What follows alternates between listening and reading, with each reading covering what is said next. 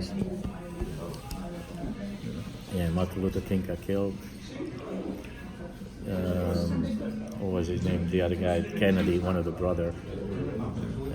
He was the Secretary of State. He got killed, and that was a very important thing because a lot of people used to tell me, "Make sure you don't go on the east end."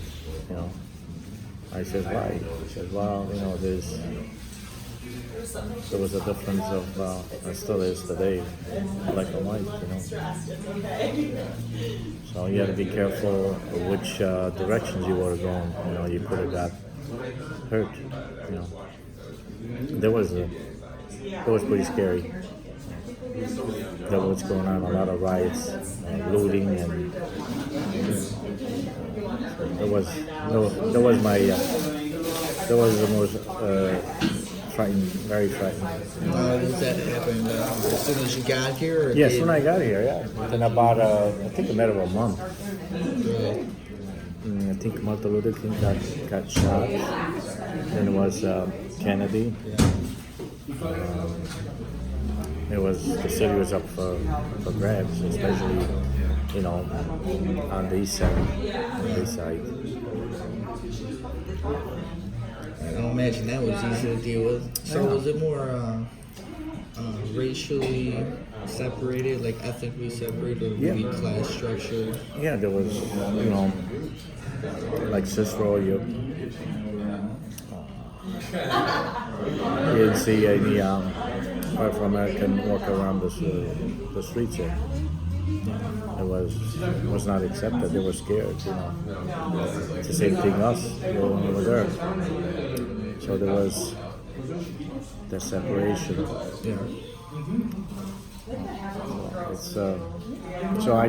There wasn't a learning experience for me to see the first time in my life.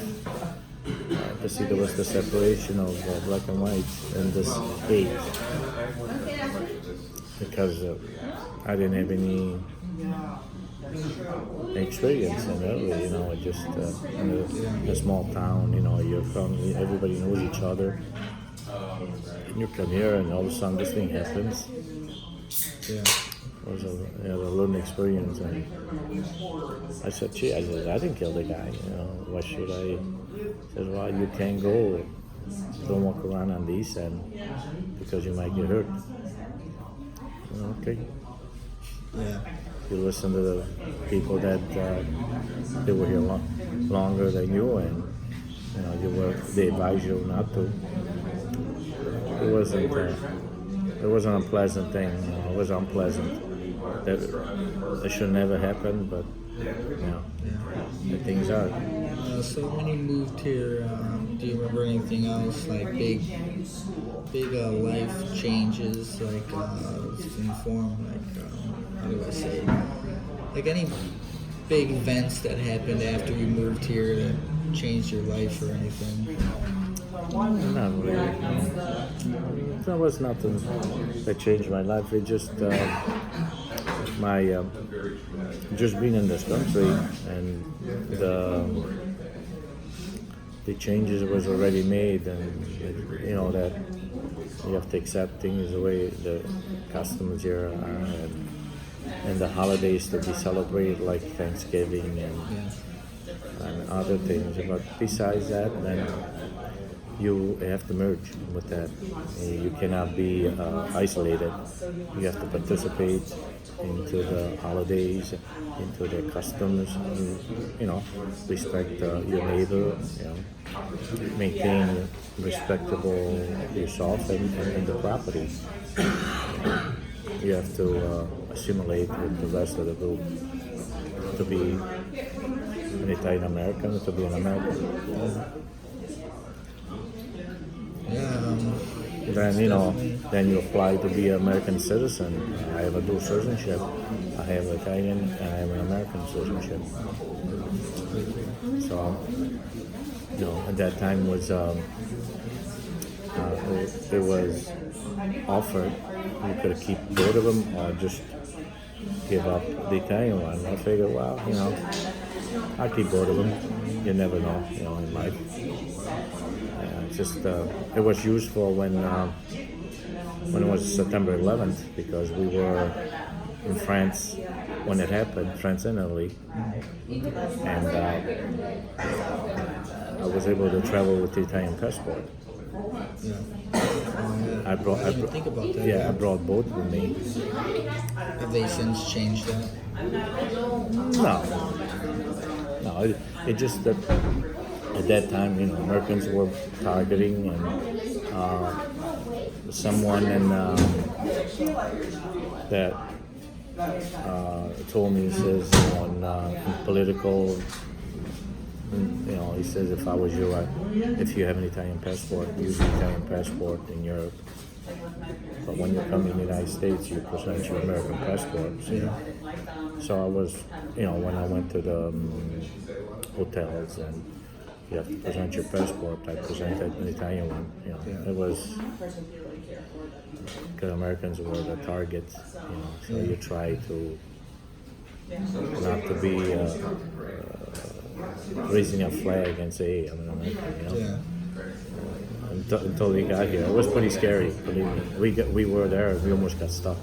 We were fortunate to get to get back on the regular schedule. Otherwise, there was a lot of people got stuck there for a week and a half. So, and you live through, But like I said, I am proud of this country. One of the best countries in the world. There's a lot of opportunity to offer. Yeah. I definitely agree with that. Yeah, I say that all the time. Anybody doesn't like this country, then they should go back where they come from. Yeah. So, when did you actually start working? I know it was right when you got here. What year was that? It was in the 68. Soon, within a couple of weeks. Then you bought it in? I bought it in 1973 after 5 years. 73. So it's an American dream. Yeah. I was 13. At the age of 18, I owned my own store. Really? And you've had it ever since then? Ever since then. Oh man, that's crazy. Isn't it? Yeah. I mean, it's very hard. I mean, that time I didn't even think of it because when you're street smart, I was raised in the streets in Naples, Yeah. And you come here and you start working, you get so mature, like I told you, I had a fortune to have my parents. I was fortunate to have the guy I worked for and a couple other people that this advice, they give me advice. Some might follow, some might didn't, but it turned out to be for the best. They used to tell me, you got to invest, buy stocks, you told you buy properties, and you listen to them, and then when you start becoming a mature young man, and you start saying, well, I got to plan for the future, and that's what it is. But there's a sacrifice. You got to give up something. You can have everything in life. Yeah. I mean, you can, sure, but let's say, give you an idea. Instead of go out every night, you go out 3 times a week. You make food at home and you try to save money. You should put some money out of your paycheck every week, at least every month, and plan. And that's I was taught. And you get that money that you have, or either you buy a home that you don't live in, or you buy a property as an investment, or you buy stocks, or you buy any kind of, and let it grow, because you start young. So how was your old boss? Oh, he was very nice. Like working for him? He was a very nice person. Yeah, I worked for him for 5 years. Like a mentor? A mentor, yeah, very good. And it's worked as a mentor. He showed me a lot of stuff to do, He was very nice to me, and he treated me like I was his own son. Yeah, that's good.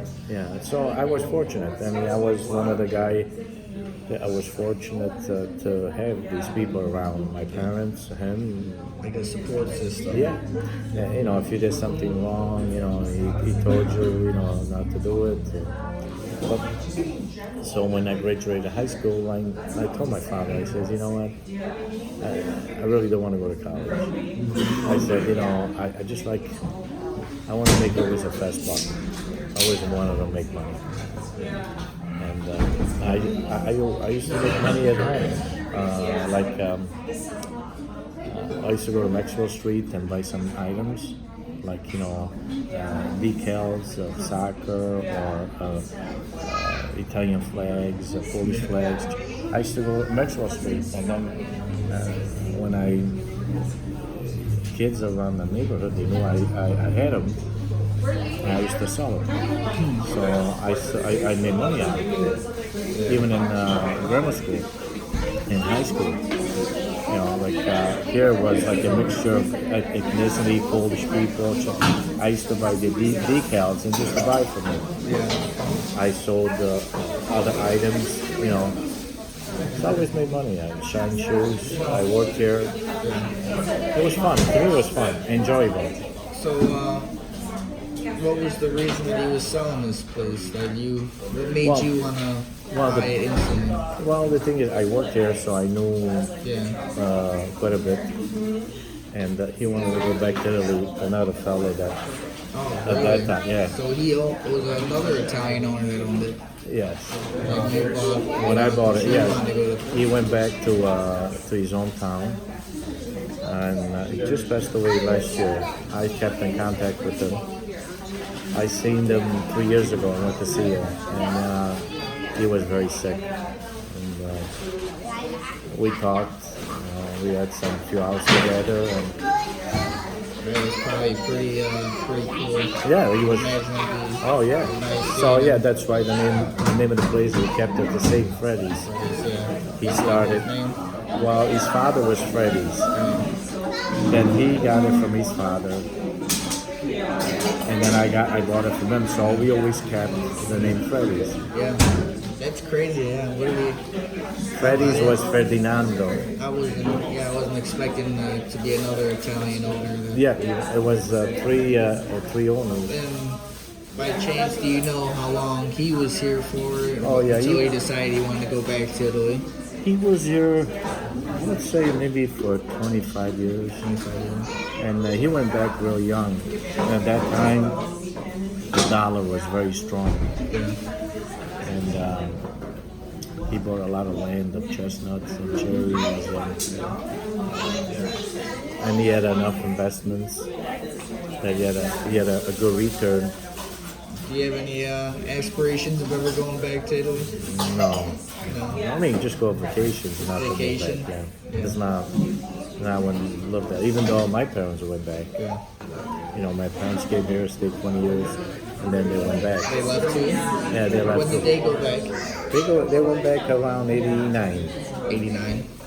You know, because it was a little tough for them. You know, the weather, the climate, and even though they would have moved to Florida, because they came here in the 40s, and for them to learn the language was a little tough. So they had like a handicap, you know, especially when my mother had to go to the doctor, and the doctor was he didn't speak Italian, so she always had a problem. Someone, you know. Language barriers. Yeah, so like the translating, it wasn't available. Now it is. You know, all these. I hear about it.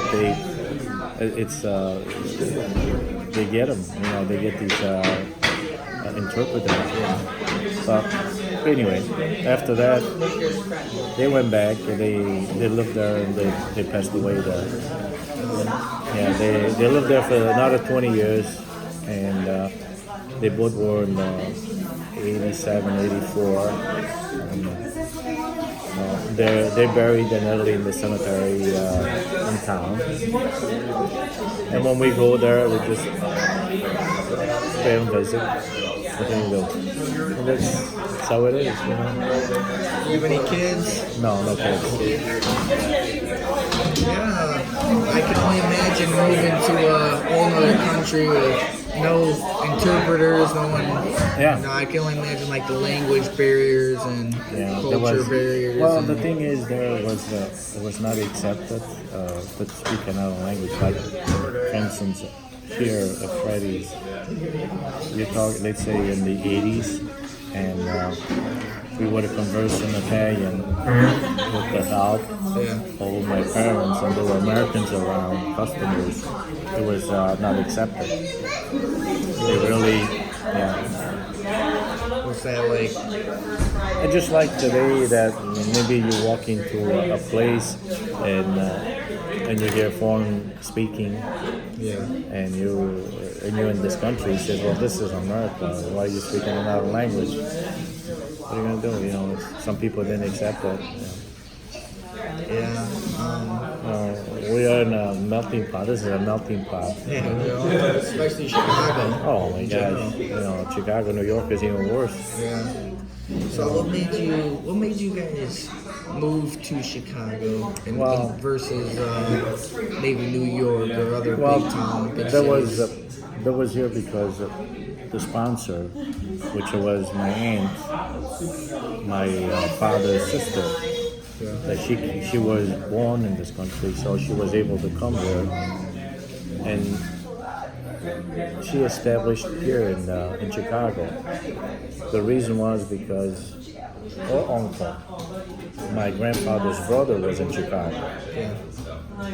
They had cousins in Chicago, so you had someone to sponsor you. So once somebody sponsors you, they come in this country, they have to write papers, they have to sign papers, they're responsible for you, they have a roof over your head, they'll find you a job, and they have to support you for, I don't know, maybe a year, there used to be, but try to find you a job, find you a place, and you start a new life. That's the reason we came here, because we had someone to sponsor us. But originally my grandparents stayed in Minnesota, St. Paul. So when they were in St. Paul, Minnesota, my grandfather, one of his brother decided to come in Chicago because he has some friends here. Because there wasn't too much work in Minnesota, so he came here, and he worked in the Chicago macaroni factory. They used to make macaroni here. It was called Chicago Macaroni. So he lived on Taylor Street. And then he had his family here. So he sponsored for my uncle, sponsored for my aunt to come to Chicago. Because nobody wanted to go to Minnesota somehow. Because there was more work in Chicago than Minnesota at that time. So they all did the same thing, they sponsor you, and the place that they used to work, they used to go and ask the owner or the manager, the boss, says, hey, my brother or my sisters are coming from Italy in 5-6 months or whatever, you think they have a place to work? He says, oh yeah, if they work like you do, bring them over. That's what it is. The same thing now with Hispanics, But they come here, they say, oh, my brother's coming from Mexico, maybe get him a job. Talks about big talks nowadays. They used to come, and it's like I said, I can only imagine moving to a different country and having to learn a whole new language. No, I know, but I'm getting interviewed by this young man. Thank you. I might do. You got any last thoughts? Anything else you want to say? Well, I would say that I don't want to get a political thing. I think this country is we have to accept foreign people. That's what this country was based on. Respect this country, respect the laws. And don't forget your heritage. Don't forget your food, the heritage, the respect, and we should respect each other. And we should go back a little bit and realize what this country was made out of. Immigrants. We should respect any immigrants that come in this country. It doesn't matter who they are, where they come from. They're the backbone of this country. I mean, if you realize and you go to a restaurant, the reason I'm bringing you this, everything is a restaurant because that's my work. And you go to a restaurant and you order salad. That salad has been processed from immigrants 80% of the time. It's been fixed by an immigrant and brought it to the table. You know? Yeah, I could definitely relate. My dad had he had a couple restaurants, so I grew up doing all the same stuff: dishwashing, cooking, maybe serving, busing. Yeah. You know, I did it all throughout my whole life as soon as I was able to. That's what isn't it fun? I mean, you know, instead of be, you know, instead of be not accepting. I know a lot of kids that they have friends that their kids they don't want to do the type of work. They say, "Oh, me working in a kitchen? Are you crazy?" Hey, kitchens are hard work. Yes. Kitchens are hard work. Well, you know, when you have no other choice, Yeah.